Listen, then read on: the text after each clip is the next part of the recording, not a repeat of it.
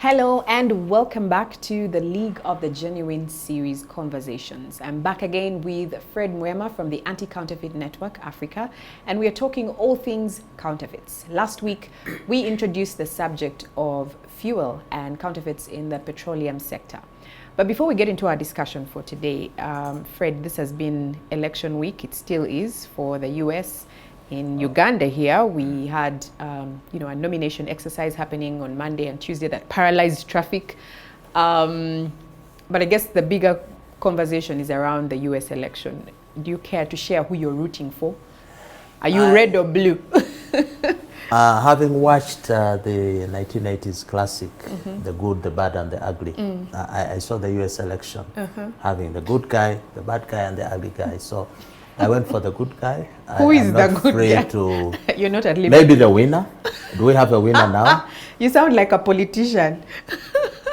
Well, everybody is a politician. For sure. They are small. But for the election period, of course, it's always fever pitch. It's, for sure. Everything gets disrupted. Yeah. People are anxious to vote for their favorite candidate. We're having it here as well. Unfortunately, some ugly scenes here, tear gas, candidates going to nominations without shoes. And we're hoping for better. Yeah. We're hoping one day we should be able to have a program on fakes or counterfeits in the political election process. Yes, yes. If you can say that. Yes. Okay, so away from the elections, thank you again for joining us. Like I said, last week we introduced the subject of petroleum and in particular fuel. And Fred, there's something that you talked about last week while you were advising consumers to be careful about counterfeit fuel. And one of the things that you said was, be wary of single pumps. Single pumps meaning it's just a pump almost in the middle of nowhere, almost zero to no branding. Those pumps you should have question marks on them.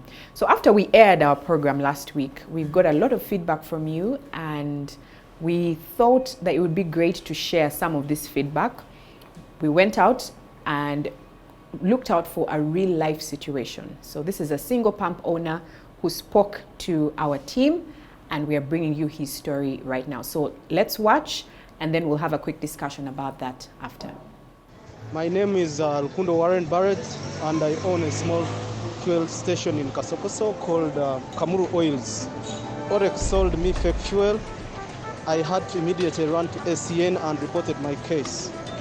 All the customers who bought fuel from me that day came back wanting to burn down my station, claiming I sold them bad fuel and now their bikes and vehicles are broken down. I was only saved by police.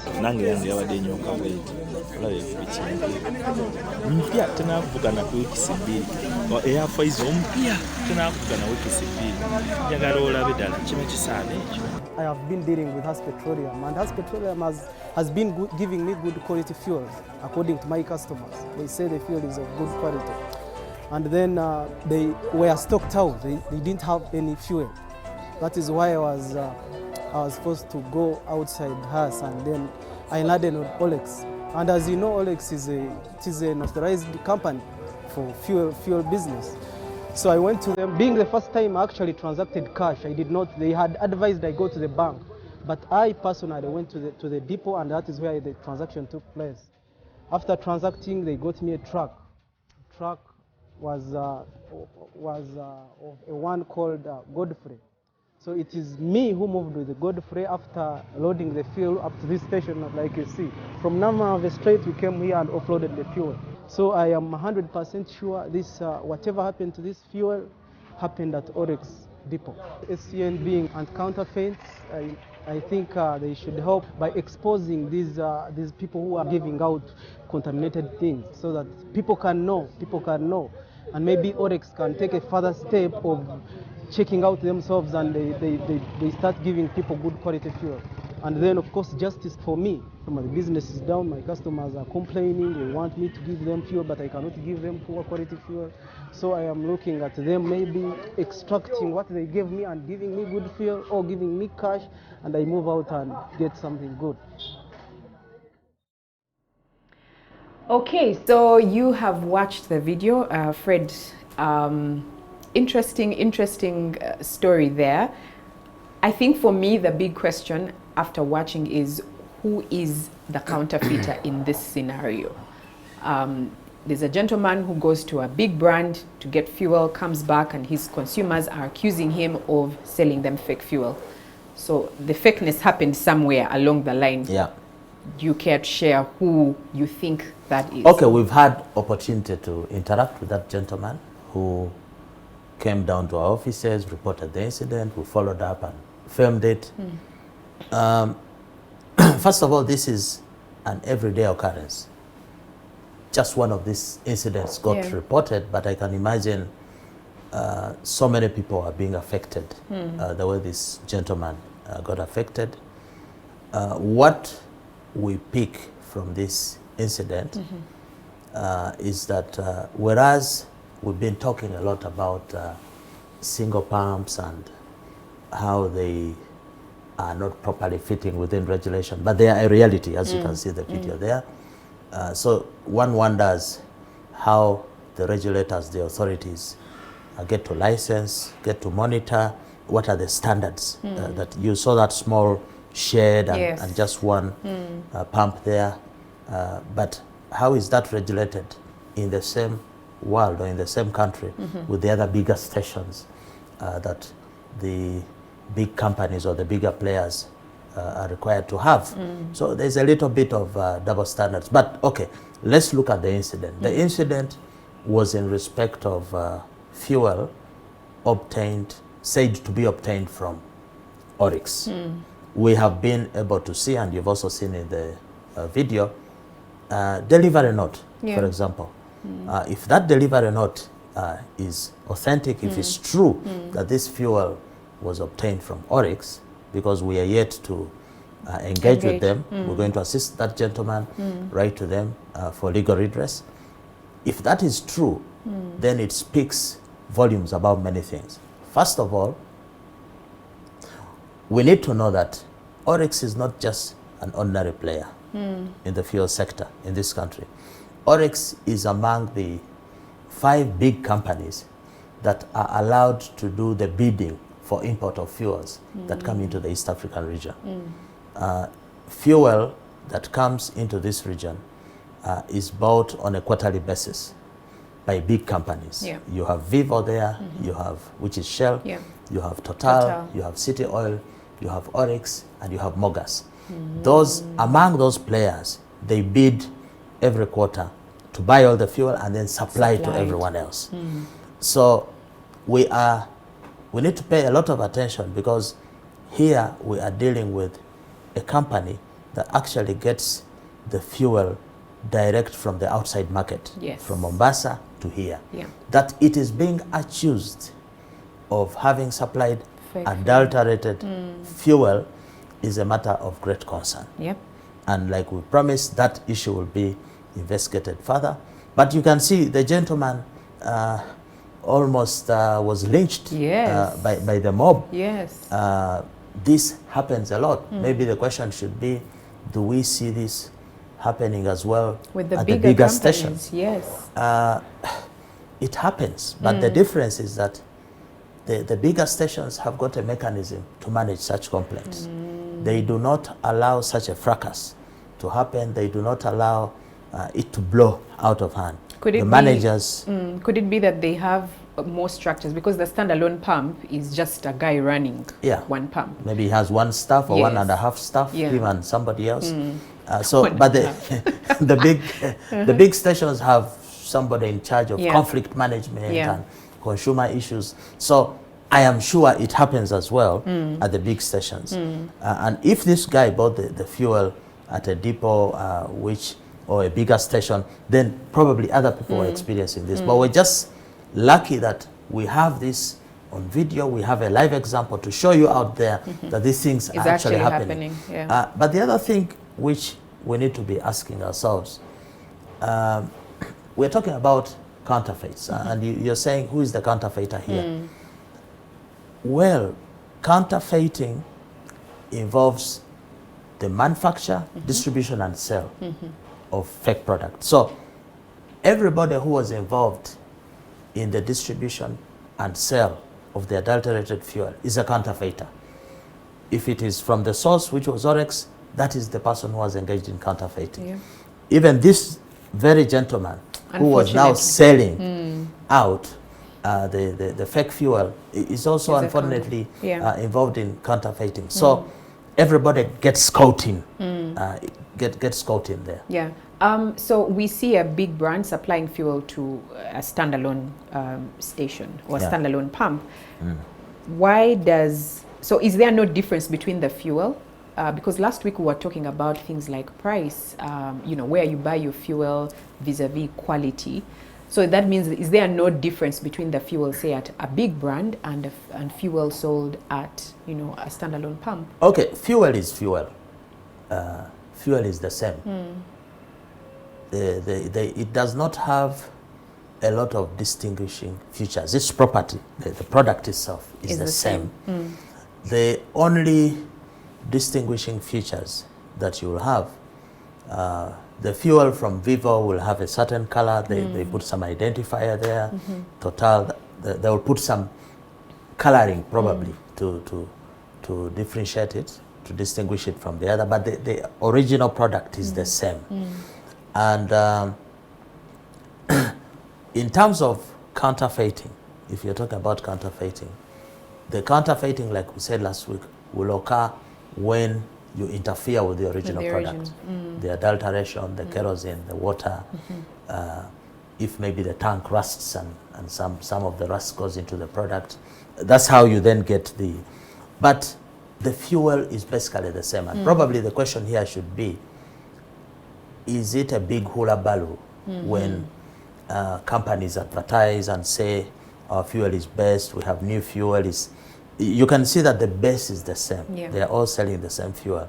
I think what some of the bigger companies do is to add some chemicals to make the fuel lighter, to make its performance better, but it's basically the same product. But now the concern here is, if I have been a loyal customer for Oryx and I am being told that the same Oryx fuel that I am so loyal to is also being sold at a small pump. So the question is, do I now need to go to the big dealer? Can't I get from this? So it's a bit confusing now for the consumer.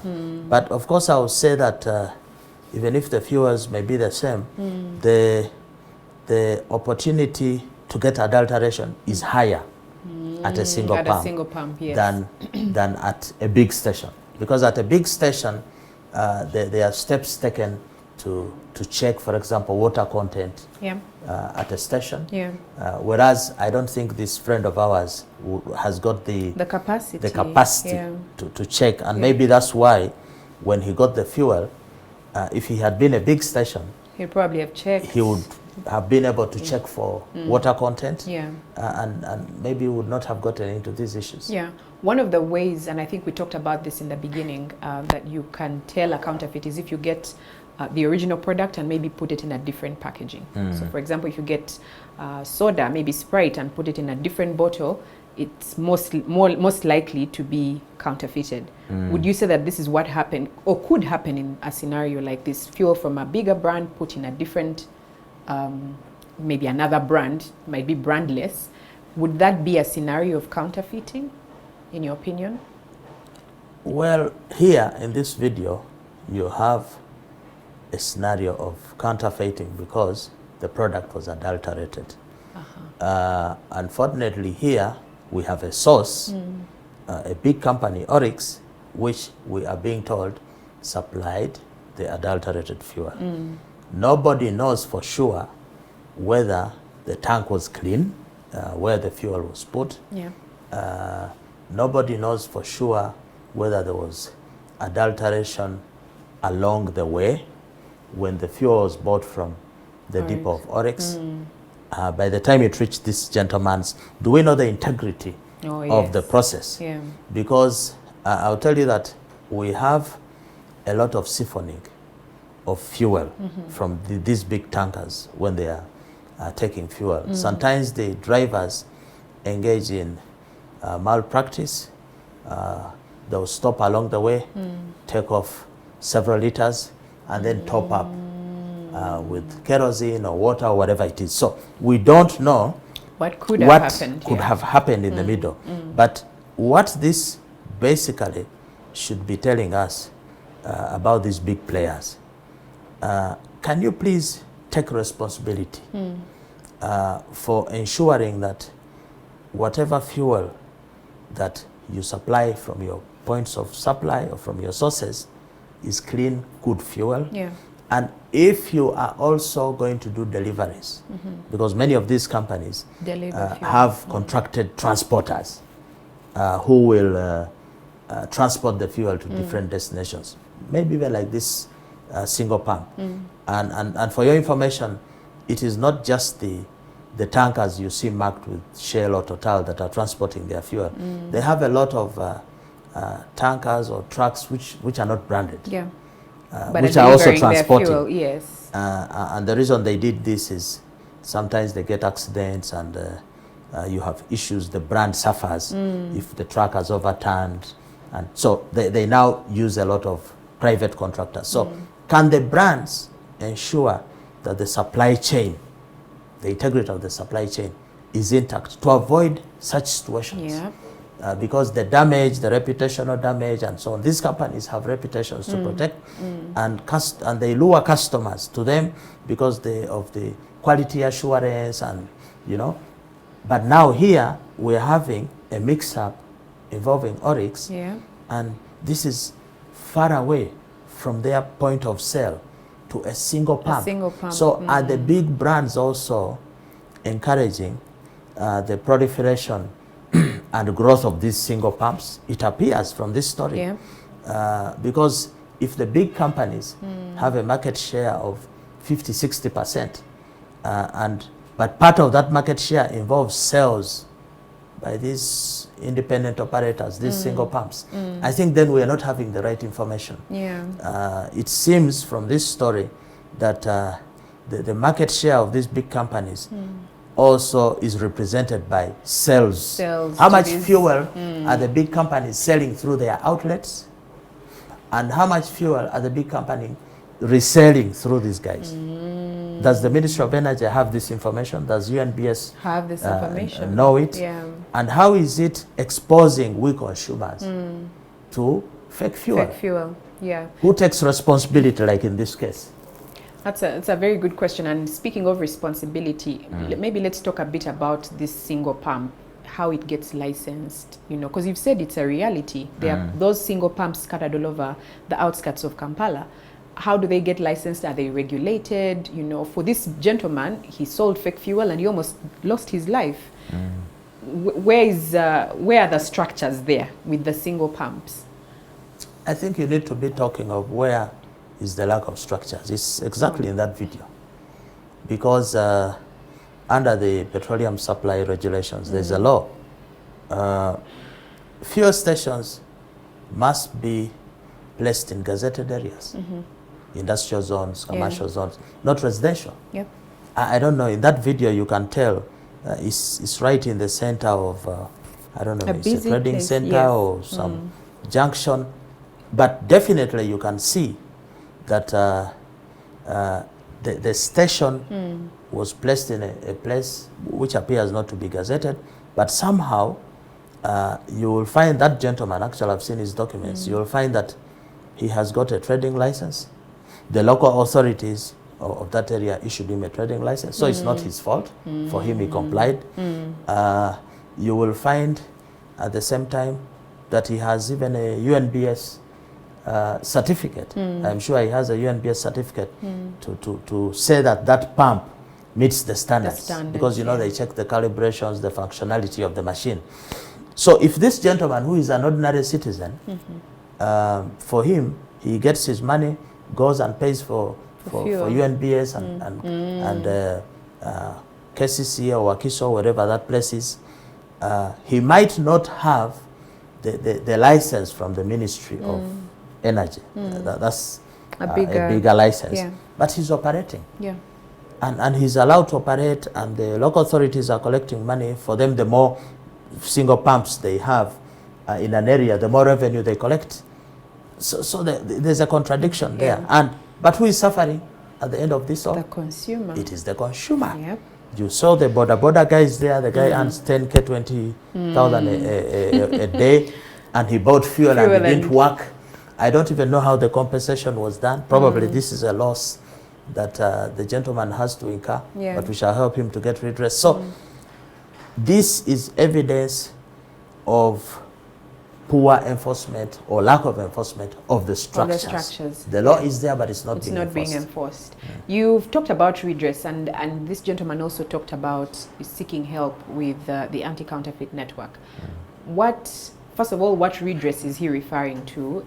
But also in the event that something like this happens, maybe you have been part of a scenario like this for yourself, you're probably a distributor or a consumer.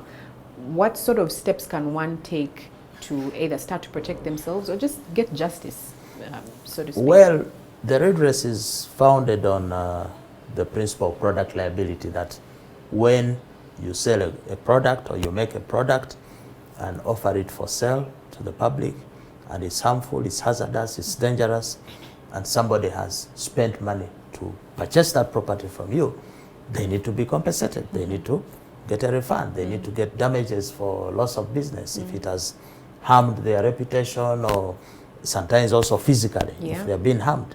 So that redress is available under the law.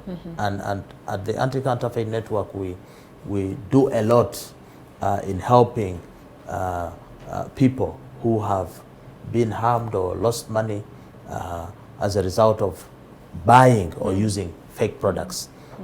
We are going to expand, because you need a lot of lawyers and a lot of people to support this. But for now, on this conversation, where we have a communications partner, QG Group, we feel that we need first to take the word out. Can we communicate the word out more and more, so that people are awakened and made aware of their rights, so that collectively then we can push and have more responsibility on the part, exercised on the part of the brand owners, the distributors, the Oryx of this world, like you've seen in the video, so that people do not suffer quietly. So we shall be rolling out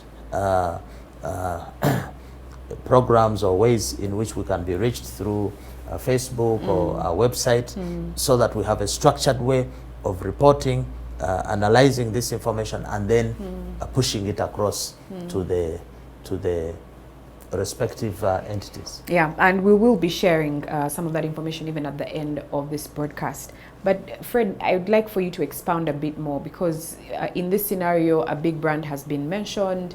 How can these big brands, I guess, be more responsible in not furthering the counterfeit culture? So whether it's through distribution or talking to consumers, what practical things, because it's one thing for us to sit here and talk and say, you know, these people distributed fake fuel, but what practical things can they do, I guess, to take more responsibility? Okay, first of all, there is a structural issue there. Many years ago, when government opened up the space for fuel, for people to operate fuel stations, it caused a problem for the big guys, because all of a sudden you had competition from independent operators who don't have the high costs, management team, big stations with a lot of equipment, who are competing and selling the same product with you. So the big brands started facing stiff competition from these mushrooming stations, and all efforts to stop that failed, because government was saying we are liberalizing the sector and we need more Ugandans to participate. So what did the big guys do? You know, they say if you can't beat them, join them.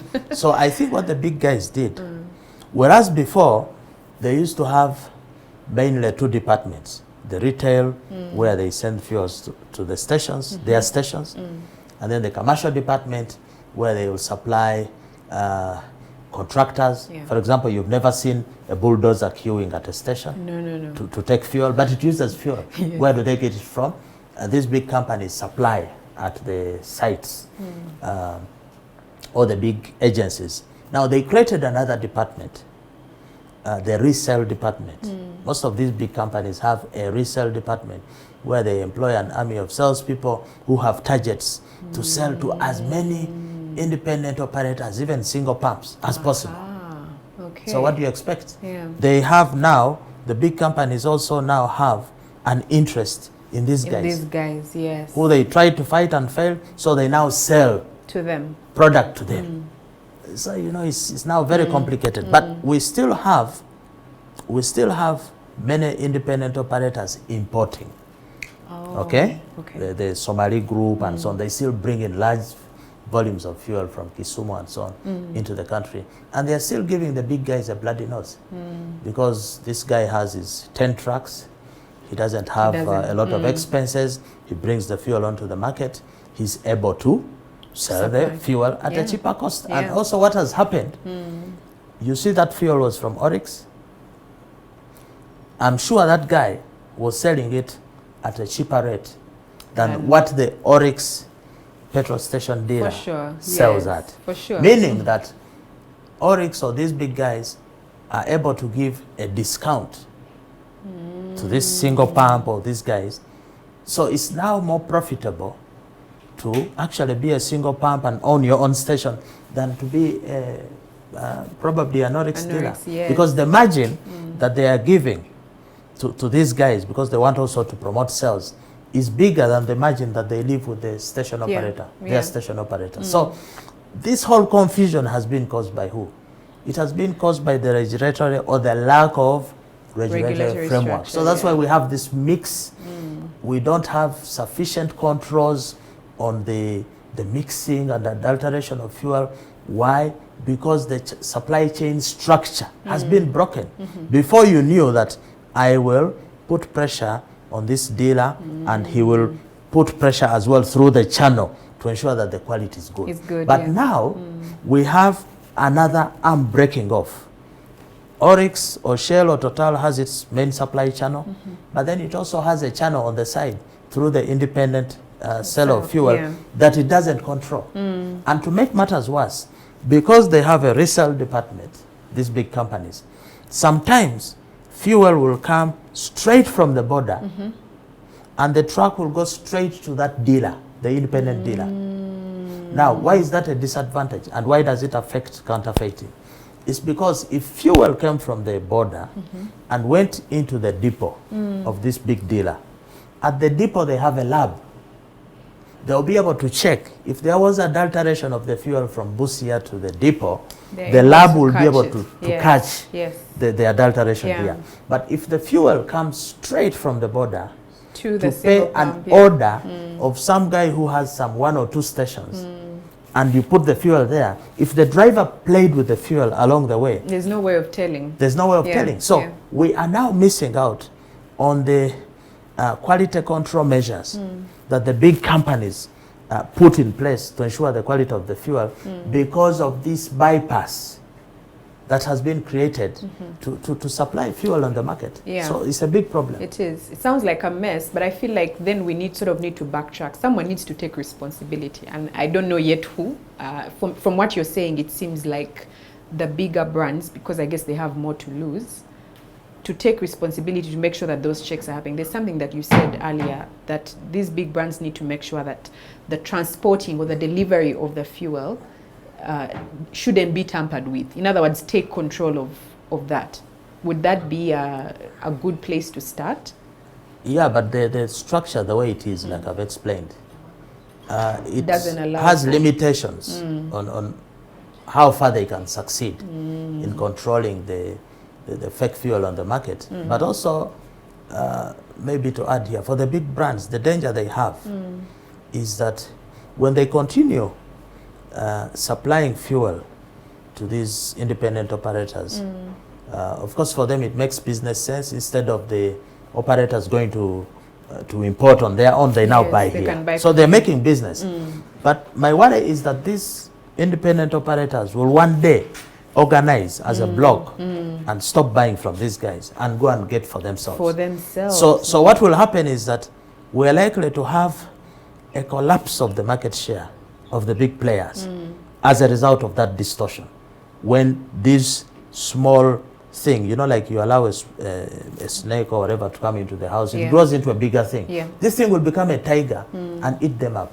That accounts for things like the withdrawal of shell from Africa, including Uganda.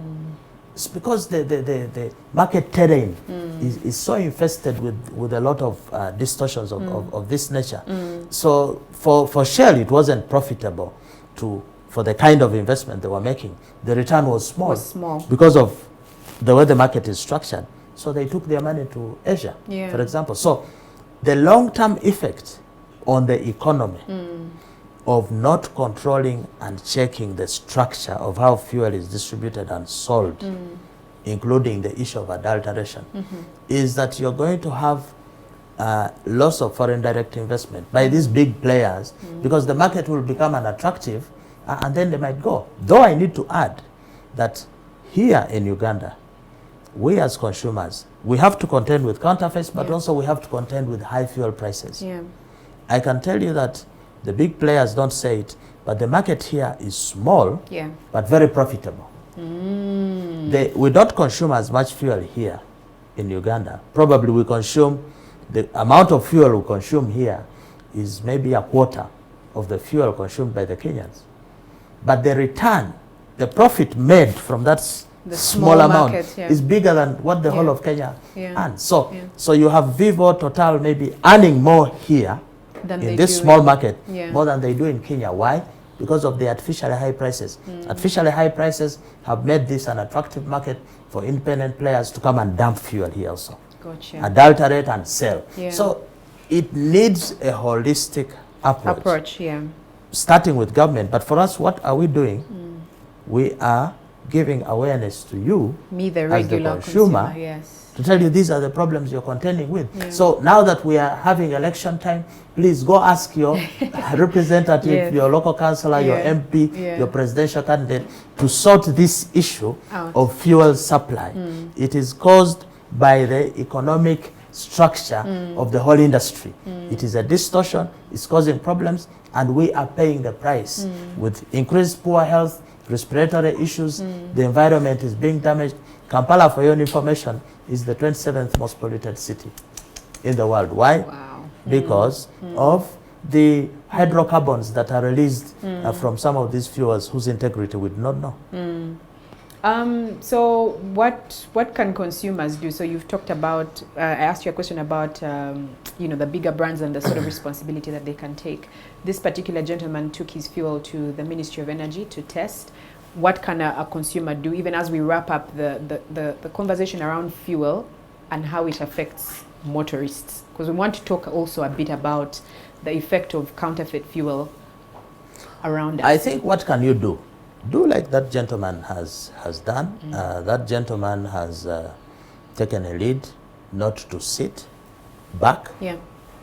If you're bought fake fuel and your car is jacking, it's losing power, don't just think it's okay. I know many of you have gotten some of these situations and you quietly go with the manager and you're compensated. But can we have more and more of these stories? Give us feedback so that we encourage a culture of compliance, of standards by these brand owners and these fuel operators. Because if you do not report this incident, if you do not bring this information out, if we do not broadcast this issue, it means that the culture of adulteration of fuel, mixed fuel, will continue. For sure. And we shall continue to pay the price. So I think, what should consumers do? We've given you an example. Take action, report an incident, take note of which station supplied you the time. If you can have a receipt, we encourage a lot that you have evidence. This gentleman had a receipt.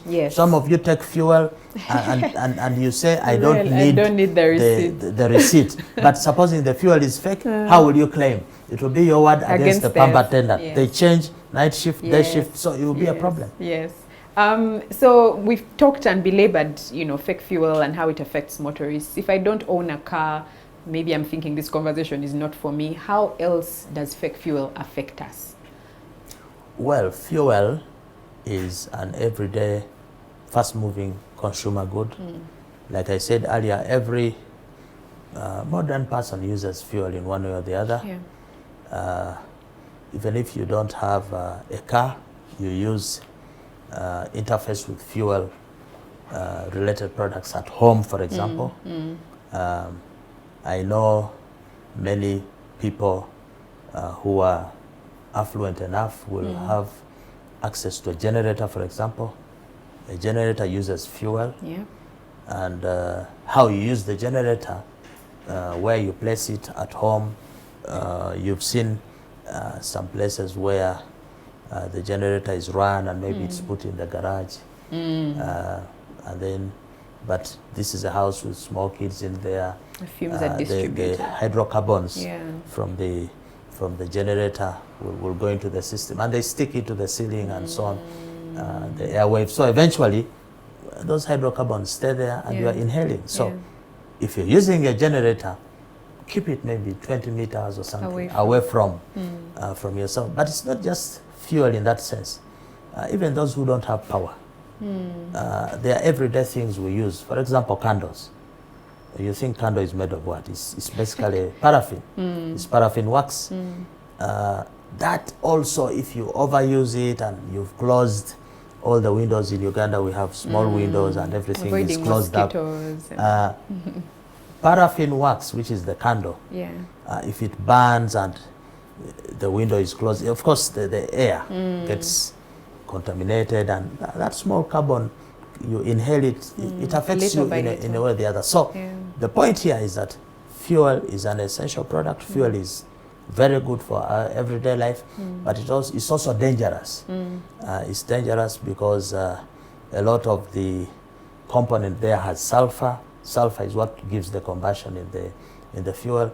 But you need to have a proper use of this product, because it can affect you either through the car when you're using it, or even if you're not using it, the emissions that come out. So the subject of counterfeiting in fuel is so essential that we need, at least as consumers, to play our part to stop this culture of faking, and probably step by step we shall make this a better place to live, and we shall be healthy and better people, and be able to work and grow our lives and develop our country. Yeah, that is the goal. That is the goal. So earlier on in the show, we talked about how you can seek redress, and the anti-counterfeit network is going to put some measures in place for you. If you're watching this show and maybe you've had an experience with fake fuel, or you've been supplied fake fuel, please do get onto our website. We're going to put a tab where you can register your complaints, with all your information. So your name, your contact, receipts if you have, pictures and the like. You can do that on our website. Then what we do, I guess, is now start the investigation, because we have to engage both parties. And we're also going to be setting up a toll-free line. We'll be letting you know about that. In the meantime, if it's urgent and you need to reach us, you can call or WhatsApp this number, 0393 216 402. 0393 216 402. We'll include it in the caption below. Thank you for watching. If you have a comment, a question, do leave it down below. We are happy to answer your questions. If you have a question for Fred, we can take it on next week. We'll be talking about lubricants, another conversation that you want to be part of. Fred, any last words? Well, we hope that this show helps you to understand better the dangers that are lurking around, the dangers related to counterfeits, in this case in respect of fuels. So we hope that we are making a contribution to a better living, better life for you and your loved ones. Yeah. All right, let us know if we are. Thank you for watching. Enjoy your weekend. We'll see you next week.